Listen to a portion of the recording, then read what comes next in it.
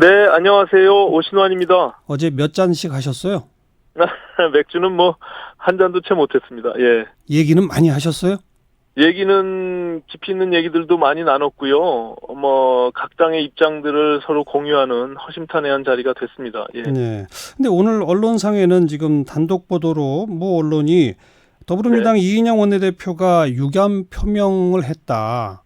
유감 표명의 안을 이야기했다. 그랬더니 또 더불어민주당 이인영 원내대표는 전혀 그런 사실 없었다. 이게 지금 네. 화제가 되고 있는데 진실이 뭡니까? 일단은 저희가 어저께 무슨 결론을 내려고 이야기를 나눈 것은 없고요. 예.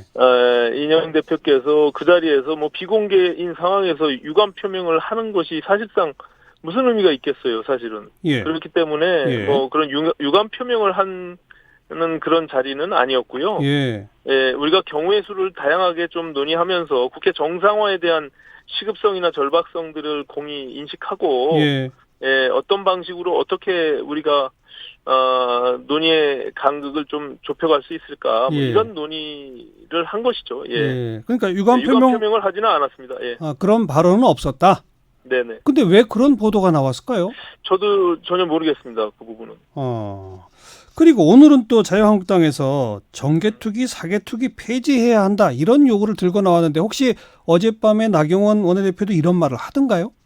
저희가 어제는 뭐 그것뿐만이 아니라 다양한 이야기들을 했어요. 예. 지금 정개특위, 사개특위 문제뿐만이 아니라 뭐 아까 말한 뭐 우리가 어떻게 정상화를 할 것인지에 예. 대한 다양한 각도에서 얘기했는데 오늘 아마 그 정개특위, 사개특위 폐지 부분은 아마 정양석 수석께서 얘기한 걸로 제가 알고 있는데 그것이 한국당의 뭐 입장인지는 이제 공식적으로 좀 논의를 해봐야겠죠. 그러니까 어제 나경원 원내대표 입에서 이런 얘기가 거론되긴 했군요. 방안의 하나로.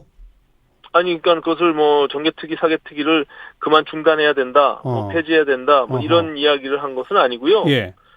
지금 우리가 당장 6월 말까지가 임기 기간인데, 그렇죠. 이것을 어떻게 해야 될 것이냐, 뭐 이런 정도의 가치 있는 뭐 의제들을 놓고 논의를 한 것이지, 거기서 결론을 내린 것은 아니다 이런 말씀을 드리는 겁니다. 근데 이제 어제 그 세 분이 만나기 전에는 공개적으로 자유한국당은 먼저 패스트트랙 정국에 대해서 더불어민주당이 사과해라 이렇게 요구했고.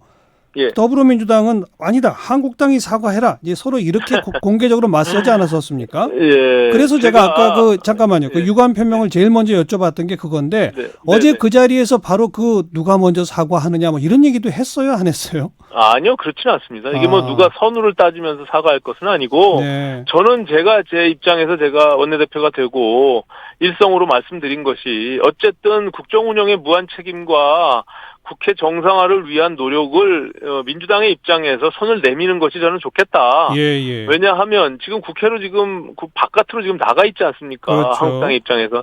한국당도 어쨌든 국회로 들어올 수 있는 나름의 명분을 찾을 거라고 저는 보는 거예요. 그렇다면 민주당이 그 부분에 대해서 유감 표명을 하고 조건 없이 한국당은 국회로 들어와서 논의를 시작하는 것이 저는 바람직하겠다고 본 것이고요. 뭐 그런 정도의 우리가 어찌 보면 패스트트랙 과정에서 아주 극단적인 상황으로 뭐 수십 명이 지금 고소고발이 돼 있는 상황 아닙니까? 거의 100명입니다. 100명. 국회 뭐 의정사상 참 유례 없는 일인데 그런 것들이 비정상적으로 이루어진 것만은 사실이니까 그 부분에 대해서 민주당 입장에서는 뭐 그 정도의 유감 표명 저는 뭐 가능하다고 생각합니다.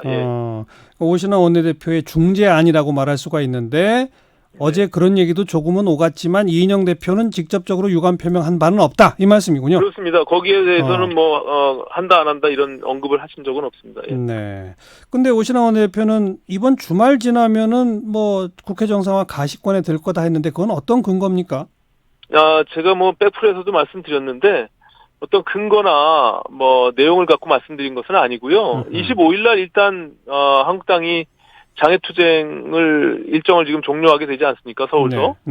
그렇게 되면 29일이 이제 또 예결위원들의 임기 종료 시한이고요. 예, 예. 그런 측면에서 보면 우리가 결단을 내려야 되는 시간이 다가오는 것이 아니냐. 예. 이게 더 이상 미룰 수는 없다. 예. 그리고 국민들이 국회를 바라보는 시선이 도저히 알겠어요. 이거는 받아들이기 어렵다. 뭐 이런 판단에서 네. 또 계속적으로 지금 소통하고 있고요. 네.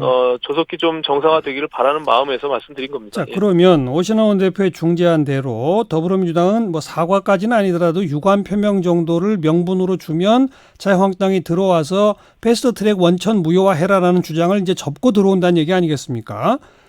그것은 뭐 한국당이 어떻게 받아들일지는 잘 모르겠습니다. 아니, 이제 왜냐하면 바로 그 대목에서 네. 선거법에 대해서 다시 머리를 맞대고 논의하려면 정개특위에 합류해야 하고 공수처법 검경수사권 조정에 머리를 맞대고 논의하려면 사개특위에 합류해야 하는데 오늘 두 특위 해체 주장이 나왔다는 거는 이건 앞뒤가 안 맞는단 말이에요. 그러니까 이게 지금 정개특위, 사개특위가 어느 정도 역할을 충분히 한 것으로 볼 수도 있어요. 왜냐하면 그 정개특위, 사개특위에 있는 위원들이 뭐 법사위나 행안위의 위원들보다 더 전문성이 강화되어 있는 사람으로 보지 않습니다. 저는.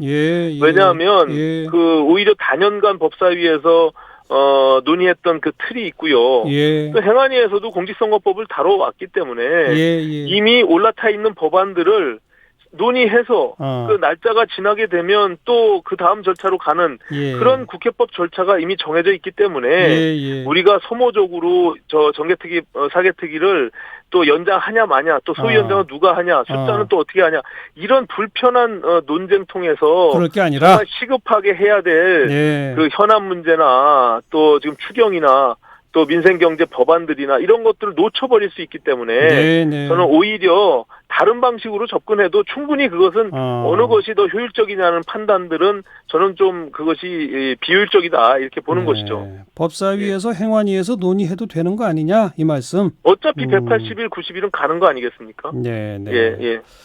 알겠습니다. 아무튼 좀 마지막 몇 가지 조합이 좀 남아있지 조금씩 정상화를 위한 길로 가고는 있는 것 같은 느낌이 듭니다. 뭐 그 정도 말씀 듣고 바른미래당 내부가 말이에요.